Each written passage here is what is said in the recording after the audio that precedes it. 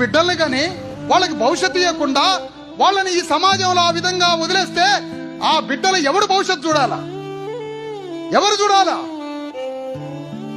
ఎక్కడో పుట్టిన అంబేద్కర్ ఒకవైపు స్వాతంత్రోద్యమం, 540 రాజ సంస్థానాలు, లక్షల కోట్ల రూపాయలున్న జమీందారులు పోరాటం చేస్తుంటే స్వాతంత్రోద్యమం కోసం అంబేద్కర్ చిరిగిపోయిన గుడ్డలు, ఎముకల గూడు, జ్ఞానం లేక రక్తం లేక ఒంట్లో అమాయకులైనటువంటి కటిక పేదల్ని పోగు చేసి ఈ సమాజంలో నా ప్రజలకి రిజర్వేషన్ సంగతి ఏంటని కడు పేదలతోటి ఉద్యమం చేసిండు అంబేద్కర్.